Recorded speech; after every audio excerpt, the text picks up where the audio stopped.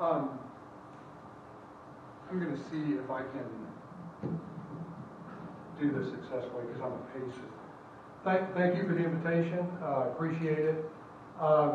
Real quick backstory. I started with the predecessors, two of the predecessors of SAIS. One was Flores, which was a follow-on to GRITS, which was the Georgia something on information systems. I can never remember exactly what it started, or what it was named. And then the unfortunately named SMISMA, Southern MIS Association. And so those kind of came together when AIS started having regional chapters to form SAIS. And I was kind of worked my way up. I was program chair, which is an awful, no, you should do it. It's a great job. It's a lot of work. It's a lot of work. And then worked my way up to being president a few years later. So that's my backstory, my association with SAIS. Before I go any further, we really need to once again thank the organizers. How many of you have been involved in organizing a conference before? Am I lying when I say it is a boatload of work? Yeah. I'm not lying. And this one's gone really smoothly. The sessions have been good, the papers have been good, the food has been good. I was trying to figure out how to sneak the cornbread in my carry-on to take it home, but that's not going to work. So we really want to give them a nice round of applause.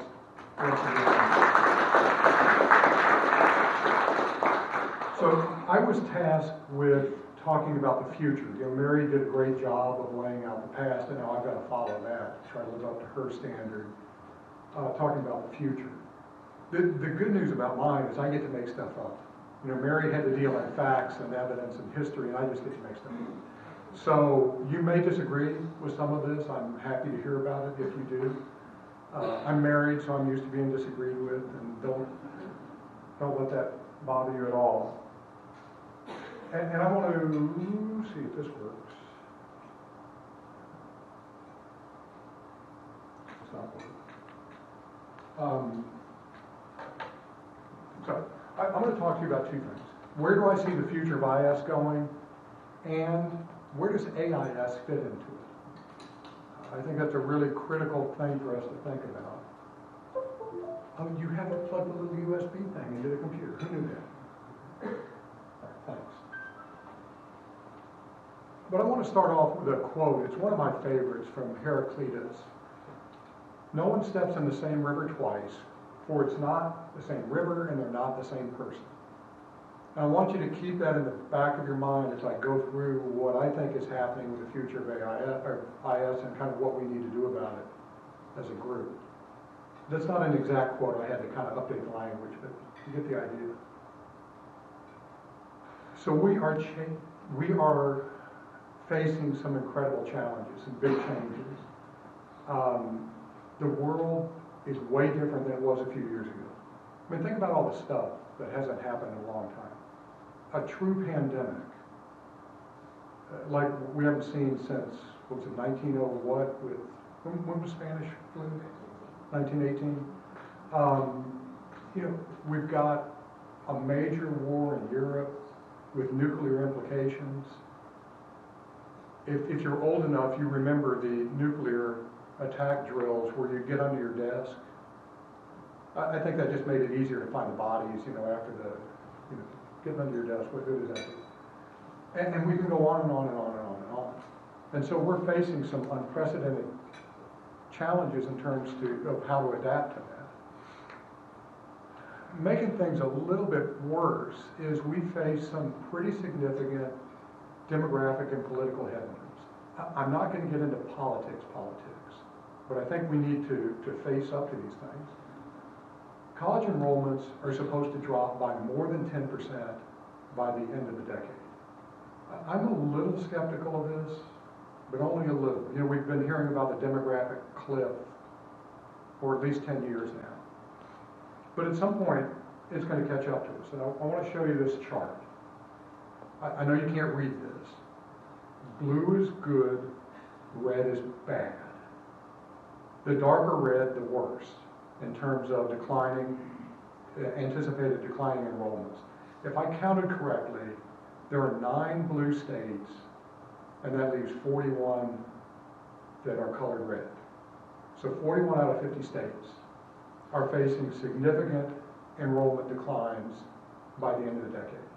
How many of your universities have had declining enrollments in the last few years? I know we have. The business school is the only one that's growing in our university. That's not a good situation for us. It just isn't. And there are going to be some smaller schools that don't survive. It's already happening, it's going to get worse. This chart shows the percentage, what I want you to look at is the lower bar is the percentage of university budgets that come from state appropriations. And the rest of it is tuition revenue, the kind of greenish bar. And you can see we're way below where we were in 1995. We kind of peaked in 2000. We're heading in the right direction a little bit because of the pushback over college tuition increases. But it's still not good. I looked this morning in Louisiana, between 2008 and 2021, we went from 60% of our budget being state appropriations to 30%. And it's worse in other states. Some states are down into the single digits for their public universities and the amount of their overall budget that they get from state appropriations. You can't endlessly charge more tuition. You can't. So we're facing a pretty significant challenge with this. How many of you would like to be able to hire more faculty? How many of you have had presidents or deans that said, nope, unfilled positions, doesn't matter. We just put in an analytics certificate with a core class in analytics and no new faculty members. But that's just the way of the world. All right, so let's move away from the political and the financial situation a little bit and talk about something that Mary brought up, the IS identity crisis. I mean, good night. We were talking about this before I was a doctoral student, and here we are talking about it still. As a discipline, we don't really know what we are. We can't explain it very well to students. How do you explain what information systems is? Well, it's not computer science, but it's computers. How many of you are called information systems in your department? IT, anybody have IT in their department? Analytics in there anywhere? Yeah. What are accounting programs called? Accounting. Marketing, they might tack something on it. It's marketing. Econ is econ. IS is information technology management, computer information systems, management information systems, and I'm sure there are others. And this is a real problem for us, and I wish I knew exactly how we solve it, but we really need to figure out how to get that message out and what makes us us. Mary touched on, is there a core theory? Even if we move away from the academic side of it and just think about what we tell students. What do we tell them? So that's a challenge for us as well. Those of you who are faculty, do you feel like there are more demands being placed on you every day? Larger classes, more preps, more service work, student engagement work, they'll engage in the community, on and on. And oh, by the way, write more papers. Right? Write more papers. And we don't have any money, so we can't give you summer research grants anymore. And we need you to teach this class, but we don't have overload money for you. But we'll pay for one more conference a year if we have the funds. And this situation isn't going to get any better. So we're going to need to figure that out. I'm feeling very pessimistic this morning. Then we've got issues and opportunities. This is where it gets a little bit more optimistic around diversity, equity, and inclusion. I mean, one of the ways that IS programs can stay healthy in terms of enrollments is to bring people who have traditionally been outside in through various programs. This is a big problem. I think we've had a couple of papers about it, or will, in the conference. It's a difficult problem, but it's one that's solvable, at least locally, and it's one that will help us in multiple ways. Not only do we get all the benefits of being more diverse and hearing more voices, but we get numbers. We get numbers. You know, we've got things to fight, the bro culture, reputation and big tech and some of those kinds of things. But I think this is something that we could and should address. Here's another opportunity and a significant challenge for us. Work is not the same. Work is not the same. How many of you work more at home now than you did pre-pandemic? Yeah. Yeah. I mean, I used to go in 4 days a week, even though I taught 2, because I thought, you know, I could work better on campus, but it's not true. I work better at home. I'm more productive at home. And we've learned how to be more productive at home.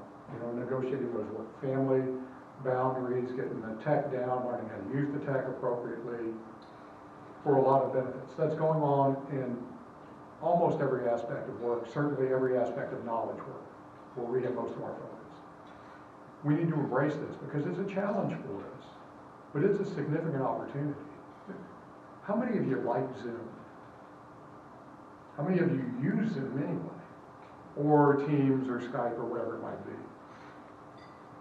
There's a lot of opportunity to make that kind of technology better. You should record yourself sometimes and watch how your eyes dart. You know, trying to look at the camera, but looking over here, looking over there. You know, why is that still a thing? Why can't tech help us with that? How do we manage remotely without being unethical? You hear stories all the time about workers being required to put surveillance technologies on their personal computers at home, and you know, you got every. I'm not going to ask you to raise your hands on this. Students being required to have their cameras on, which can lead to some amusing things, like the young person whose significant other walked from the shower into the bedroom behind the camera. They had been in the shower, they were walking to where their clothes were. I'll let you fill the rest of that image in yourselves. But cats, the upside of that is cats. We've got to see a lot of cats lately. So, but this is a big research opportunity for us. There's a growing literature around telework, work from home, remote work, whatever you want to call it. That was big in the early 2000s, late 1990s, and now it's big again. So that's an opportunity for us, but it's also a challenge because we have to prepare our students for that world. You know, I don't think we do a great job of teaching them how to use some of the tools and how to negotiate the things like the work-family boundaries and be self-disciplined and that sort of thing. You know, when COVID came, we kind of threw them into the proverbial pool of distance learning, which, you know, we got thrown into it too, so it wasn't just students. I think there are even more challenges around the changing nature of work and information systems. So you have all the changing nature of work that's going on generally, and then you throw in some emerging things that we have been talking about informally at the conference. ChatGPT has crossed the Rubicon, right? They have entered Rome, and there's no going back. My wife has gotten so tired of me talking about ChatGPT that it's a running joke. We'll just walk past each other in the hallway and say ChatGPT. Started calling our cats, where's CatGPT? My wife puts up a lot, I have to admit. And so it's just changing. This is, and it's only getting started. Does anybody know when ChatGPT was released?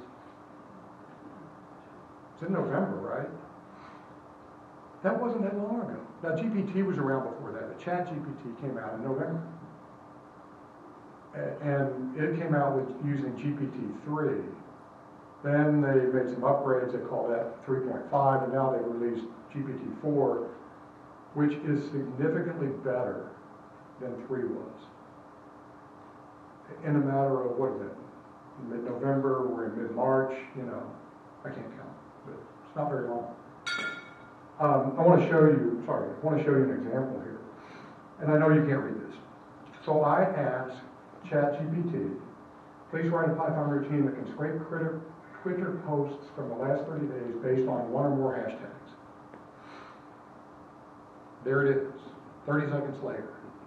Now, I don't know Python. You know, I learned programming on the punch cards that Mary was talking about yesterday. So I'm not a coder anymore. But I understand enough about programming to know that if that's not right, it's close to right. It's close to right. How long do you think this took me to do? 30 seconds. So are we really going to tell our students that this is cheating? Is this cheating? Are we preparing our students well if we tell them don't use these tools? Because I guarantee you, programmers that are out there in the world right now are using this like crazy. If you ever kind of peruse places where programmers hang out, like Reddit, if GPT is down, they go into a panic. They're so dependent on it already, which is maybe not a great thing. But is it ethical for us to prevent our students from learning how to use these tools? Or should we embrace them and figure out how to help them understand how to use it ethically and, just as importantly, how to use it effectively? And then I ask it to explain how the code works. Am I getting too close to this? No. Okay. Right. Pretend that's not there. All right.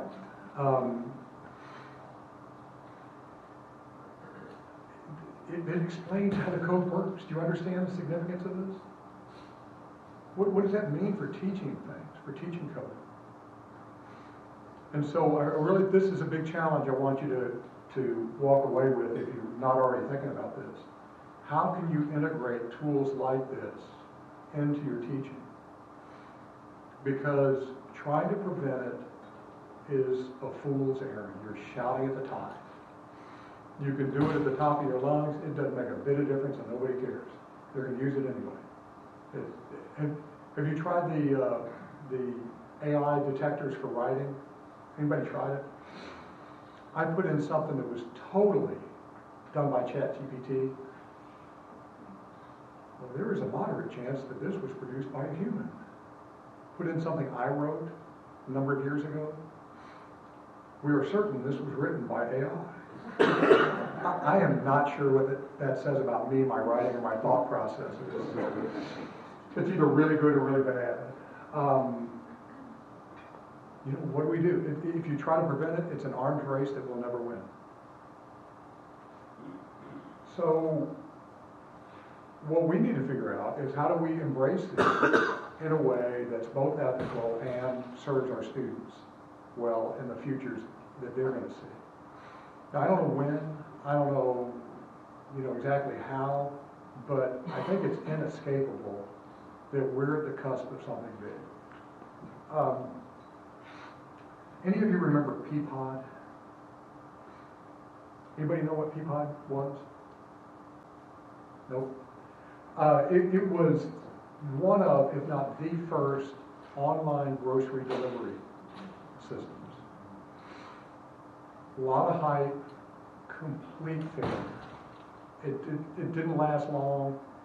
It has faded into obscurity. So there are a lot of things in AI that are going to work, a lot of things that aren't going to work. How many of you order groceries online now? I mean, if I lived in a big city, I'd never walk in another grocery store. I mean, just bring it to my house. It wasn't feasible back then. It is now. The feeling around what we're seeing with AI is the exact same feeling that was in the air in the late 1990s around e-commerce.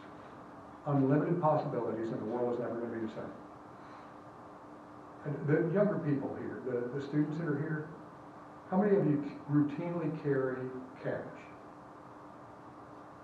A few of you? Do you know what an emergency 100 is? Yeah, you know, you gotta have your emergency honey on you, all the time. Yeah, I mean, don't use cash. First place to go to everything is your phone or your computer. That didn't happen in 1995. It just didn't happen. We're on the cusp of something that's going to be at least that big, probably significantly bigger. The CEO of OpenAI recently was on a podcast. He's predicting a 10x increase in AI capabilities annually. Moore's law is a 2x increase. He's talking about a 10x increase. 10 times better next year, 100 times better the year after that, 1,000 times better in 2026. Even if he's only half right, the possibilities of that are staggering. So how are we going to respond? How are we going to respond? These are conversations that we should be having whole conferences about right now. Okay, I want to switch gears a little bit and talk about AIS. Anybody know when AIS was founded? 1995. Yeah, something like that. I think I went to the second AMSIS when I was a doctoral student, so that sounds about right. Out of Georgia State, where it's still housed there. Before that, we were part of kind of part of Decision Science Institute, DSI, and some people go to and still do go to Academy of Management, but we didn't have our own home. AIS is our own home. They need to help us figure out this future. So what does AIS do to help shape the future of the discipline? So what do you do when you have a question like this? I ask really smart people. And so I ask a question, these two questions, to a number of people, and I'll show you the list of the folks I asked at the end. And here are the responses that they gave. This was the top response. Focus on community building, especially through SIGs, mentoring, and regional conferences. Conferences like this have a critical role to play in helping AIS shape the future of IS and the IS discipline. One of the great things about a Southern AIS and similar conferences is the size. What do you have, 75 people here? Yeah, about that registration, Yeah, so you have 75 people, you can meet everybody. Go to AMSIS, go to ICIS, Hicks. I mean, you'll meet some people, but they're really hard to negotiate if you don't know anybody. Here, it's a small group, everybody's friendly. You can really get to know new people. And that turns out to be really important. All right, so let's move away from that for a second. What AIS really needs to do a better job of is thought leadership. We have thought leadership in a couple of areas. I think we do a pretty good job by partnering with ACM on the model curriculum. They don't come out quite often enough, but it's a ton of work. And so I think we do a good job there. We kind of do a good job of what are quality journals, although, it's now 11 journals. And so we didn't start at 6 and then 8, now 11, and it's getting a little bit much to where maybe it doesn't mean so much, but trying to figure out what are the good journals, what's quality research, helping to develop new leaders in the journal management. They have reviewer workshops and that kind of thing. I think we do a pretty good job of that. Increased transparency and inclusiveness. And I want to think about inclusiveness from a number of different perspectives. So there's what your mind probably went to, demographic inclusiveness, gender, and that sort of thing, which is all important. AIS has traditionally overprivileged research schools. And it has made me crazy for a number of years. Our big conference is a research conference, which is fine. But they were even excuse me, at one point they were talking about swapping the timing of AMSIS and ICIS because AMSIS attendance wasn't as good as they wanted it to be. And I've had a meltdown. I can still remember ranting and saying, you know, if you do that, I'm done. I'm done. You know, I don't know what the breakdown is, but my guess is there's probably at least 2 or 3 teaching-oriented faculty for everybody who's at a big research one. You know, we only count the top 5 journals or top 3 journals kind of location.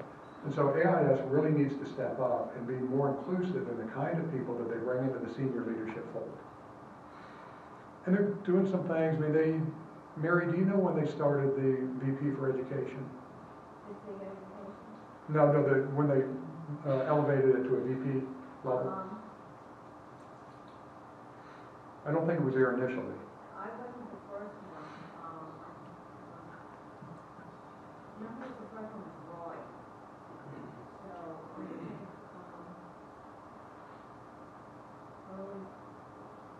I think, We'll say they've been around a little while. And so that was a good step, putting the SIGs in place and letting, SIG Ed did not used to run the education tracks at the conferences. And so Mary and I helped fight that battle. And so I think AIS really needs to bring the level of respect that more teaching-oriented faculty get. However, I'm going to say they still don't give us a lot of respect. They put No. it there sort of as a token. Yeah, it's a little bit of lip service Yeah. in a lot of respects, which is unfortunate. And so I'm not sure what we do about that, but I think collectively we need to start pushing more on that. Because those of you who are at teaching schools, if you do any research at all, it's remarkable. You know, if you're teaching 3 classes and, you know, some places as many as 5, and it's remarkable that you do any research at all. And so this kind of elitism has always bothered me. So we need to really bring more people into the fold. And that, so this comment didn't come from me. What I'm saying about it comes from me, but this came from the people I talked to or communicated with. And here's, I think, what we collectively and AIS as an association really need to focus on. And we need to shape our future, not be reactive to the future. And that's really easy to say, and it's really hard to do. But we need to get much better at shaping the future that we want. And I want to come back to that. I also think that part of shaping that future, and even for reasons beyond that, we need to increase advocacy. You know, we need, at a university I'm aware of, they wanted to turn the MBA core IS class into an analytics class. I thought, are you out of your minds? I know a bunch of our MBAs will never do marketing. A bunch of them will never be in HR. A bunch of them will never be in corporate finance. But you're going to tell me that none of them are going to interact with information systems and that they don't need to know how information systems affect business? Which is exactly what they would be saying. And these kinds of things, my former department at Central Florida was shut down, closed. We had the editor-in-chief of MISQ on our faculty, and the department got shut down. Yeah, Mary? Our MBA is not required course. It's not. That's. It's not. How does that happen? And we lost the battle because we do spreadsheets. What do you think the AICPA and AAA would do if we tried to cut out accounting? You know, they're great at advocacy. They're so good at advocacy that when we had the whole Enron, all of that, which was caused by accountants doing bad acts, the solution was more accountants, right? We put in Sarbanes-Oxley, the solution was more accountants. I mean, it's brilliant. You have to admire them. It's absolutely brilliant how they pulled that off. This is something we can't do individually. We have to do it collectively. Going to the advocacy, you know, AIS pulled out of accreditation. they supported that initially, and then they pulled out. Because Europeans and AIS is trying to be international, do not believe as much in accreditation as we do. They're beginning to but that would give AIS a better or information system that stands in schools.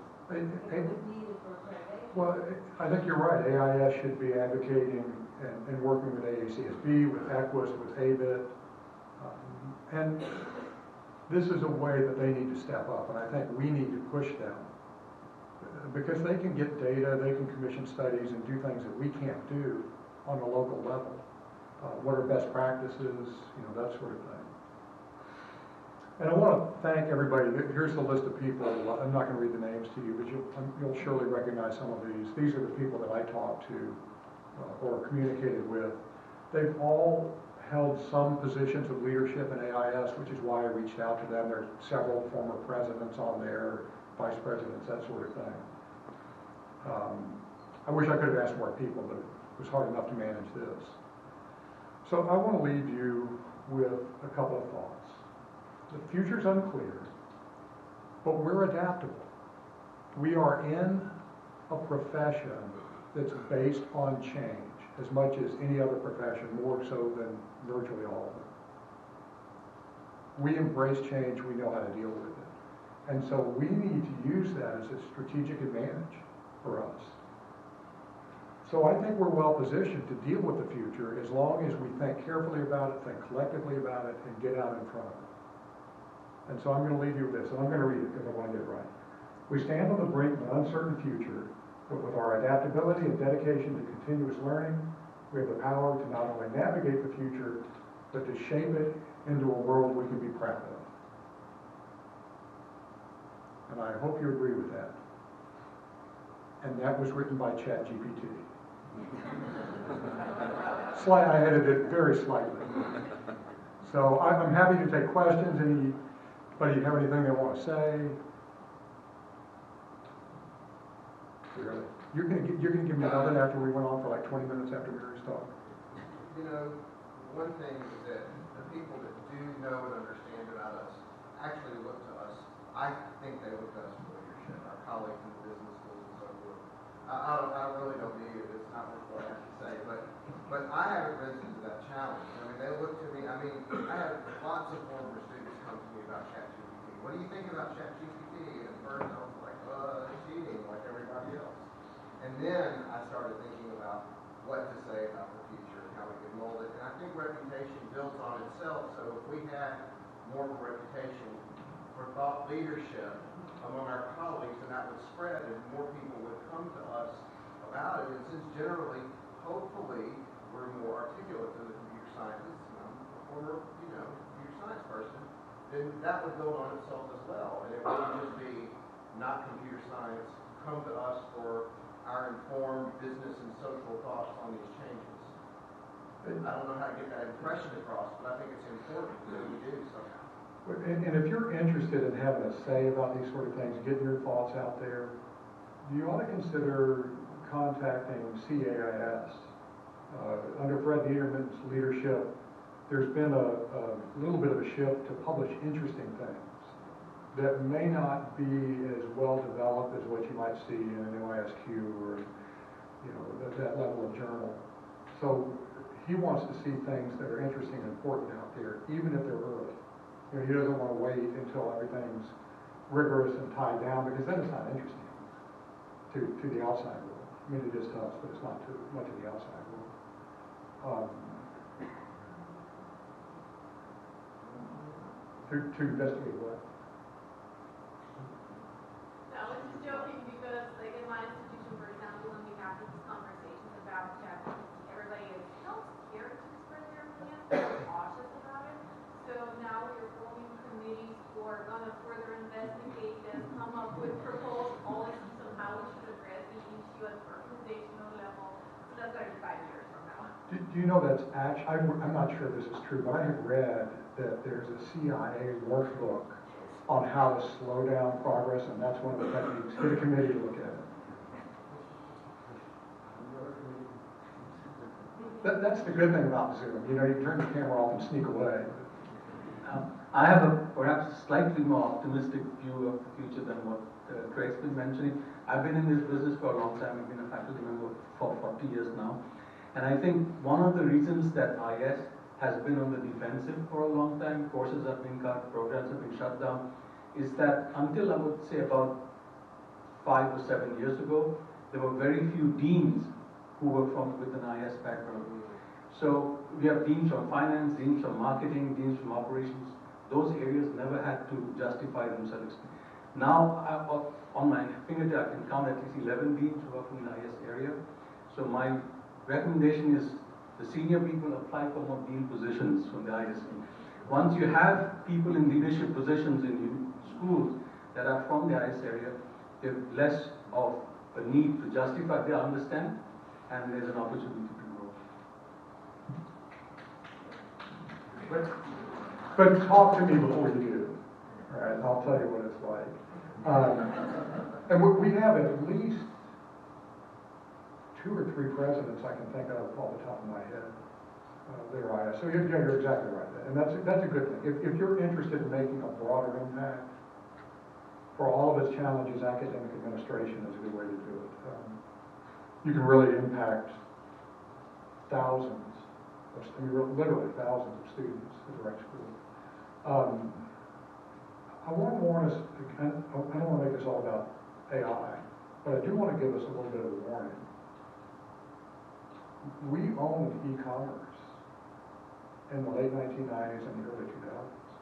We taught those classes. Now they're in marketing, you know, they're in supply chain, and all the other places because we let them go. We let AIS, Accounting Information Systems, go. We used to teach those classes. They're gone. We need to not make that mistake around AI. We really ought to be trying to make sure we embrace it and make it ours, because I think we are better positioned to understand it than any other discipline. Any other comments? Young people, how are you feeling? Anybody want to drop out of the doctoral program?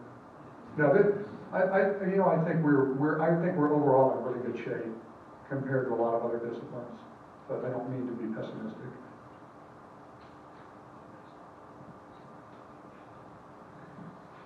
Hi everyone. I'm doing research in a number of different topics. My research interests is smart cities, but one of the areas I'm working on is trying to get the IS organization, and this is applied research, they're trying to get the IS organization to be more of to be able to fight, really do a strong job effectively fighting for resources within the private companies. I'm doing NASDAQ, but they're within companies.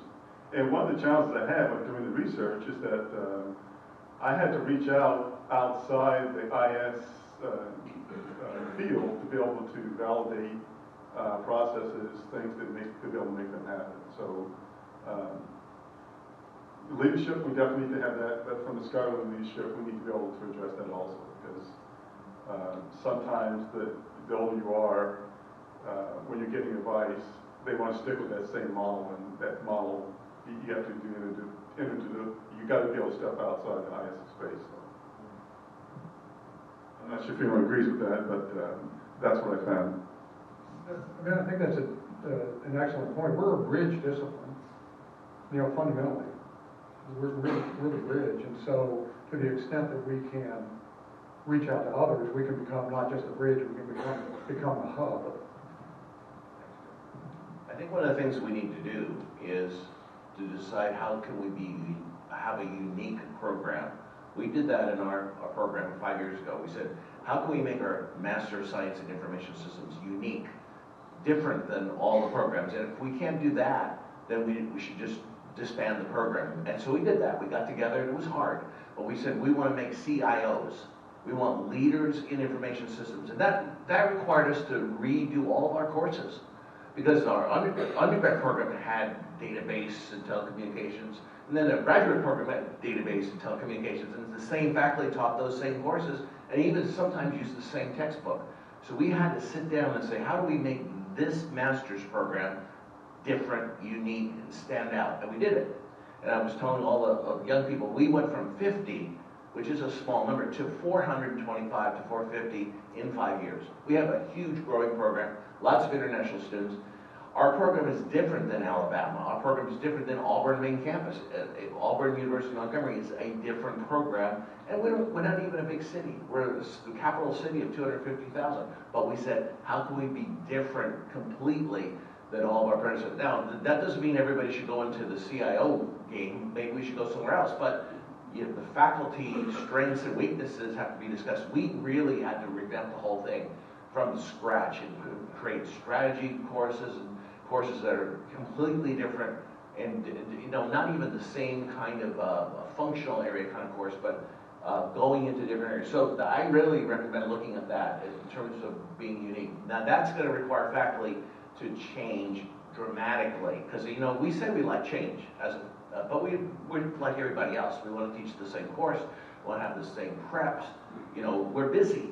And so when you say, okay, we might just take all these courses off the board and put new ones in, are you up for that? We'll see how many people are. But we have 11 faculty, and some of those faculty were a little bit resistant to that. But we did it successfully, and everybody can do it as well. So unique approach to do that, make that work.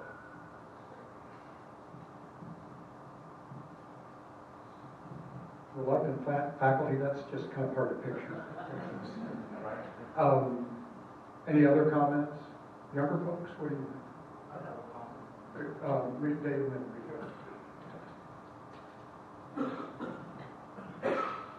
Kind of a broad question from certainly somewhat of an outside perspective. I was just wondering if anybody could talk about the presence of teaching ethics in IS and what role that plays in shaping the curriculum going forward. Let's get his comment and then we'll come back to that. Let me take a couple of minutes to tell you what we have done in our school. I'm from KSU. So what we have done is we have delved on the concept of stackable degree. So every degree in the IS area has different sort of blocks. And between different, say for example, master's degrees in IS, we have blocks that would be used commonly. So those are overlaps. So by doing this, when I joined KSU, we only had one master's degree, the MSIS, middle of the path MSIS program. We now have, we do have that MSIS program. We're running it about 24 years now, but we also have a master's degree in HMI. We also now have a new master's degree in FinTech. And so as we introduce these new degrees, what we do is we have common courses coming from MSIS. Say for example, a part of the FinTech knowledge base do require that they learn some parts of IS area, base IS area. So those courses could be common. So the whole enrollment map could be more comprehensively managed, and as a department we manage it as a portfolio rather than a program. Okay, so at the end, now we have 2 undergrad degrees, one in IS and one in ISA. We have 3 graduate degrees, one in MSIS, one is HMI, one is FinTech, and we also have a Ph.D. program in IS. And I've seen it grow in front of me, and since I managed the MSIS program for the last several years, I've used this concept very successfully, I would say. So that is one way to see the areas that are emerging and find out interface areas, and using these commonalities from the middle of the MSIS diverge and create these stackable degrees. You can also, we also have 3 certificates that come out of this degree program. So you can also think of these certificates as being stacked to create degrees. And so the horizon is small, and in today's terms, students find it really attractive. You don't have to commit for 1.5 years of master's program. You can start with a certificate, and then you can stack them and you can get a graduate degree. So these all things have worked out well, but then we are in a metro area, and generally Atlanta is booming, especially in FinTech, in HMI, and in general IS area. So this is something that has worked well with us. One quick comment for the CIO thing. I was just reading the news that came out, why increasingly companies are getting away with CIO designation. So that's something that's like, yeah, so you know me already like that. It's that constant change. Dave, tell me what you mean by ethics before we answer that question.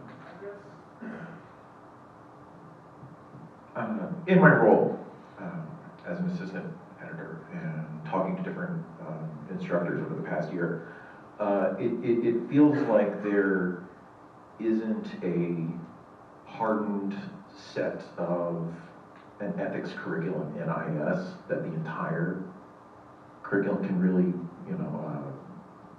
build itself around.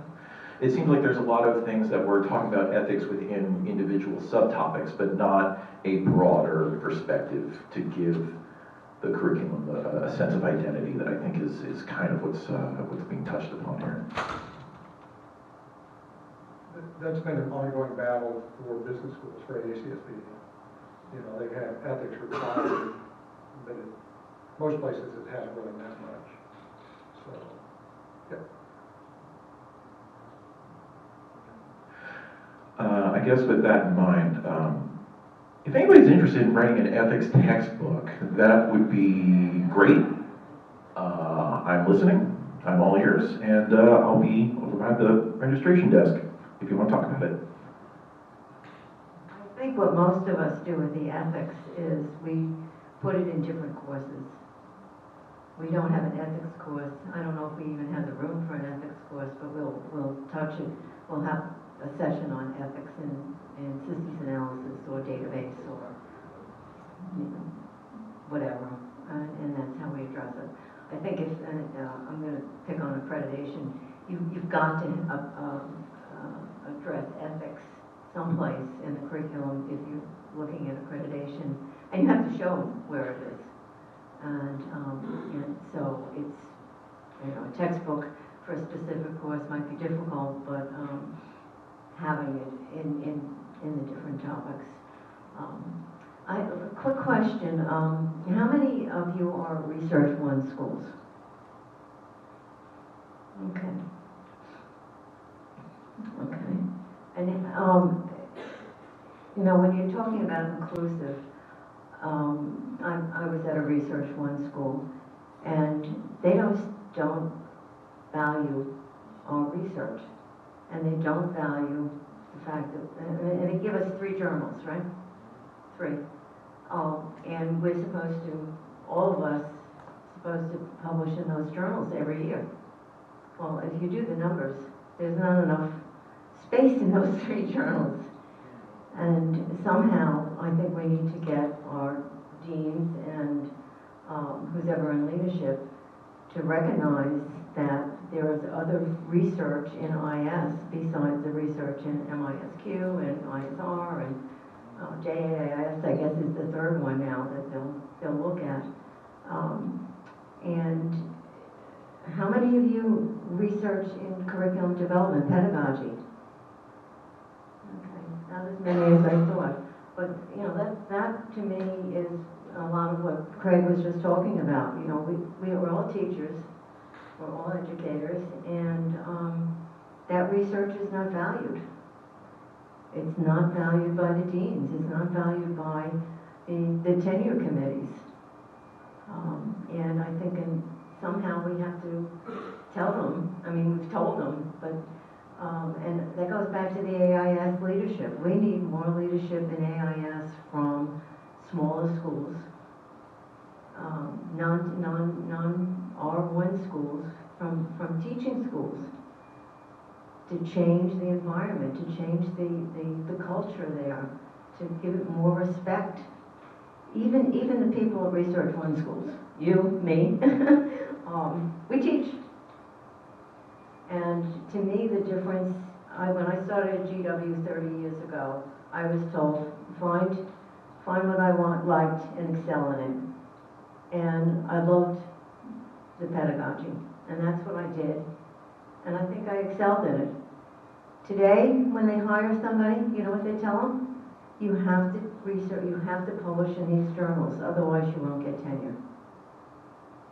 And I would even get a little lofty and say that infringing on academic freedom. Because guess what? They're telling you, you have to publish in these journals. And that's and research that those journals take, and not what you do and not what I do. We even had someone that was denied tenure. She was publishing in the IEEE, and she was told she had to change her research so it was more oriented to be published in MISQ and ISR, infringing academic freedom. And I think we have to wake up to that, because that's going to affect our teaching, the number of students in our class, and everything else, and the resources we get from the universities.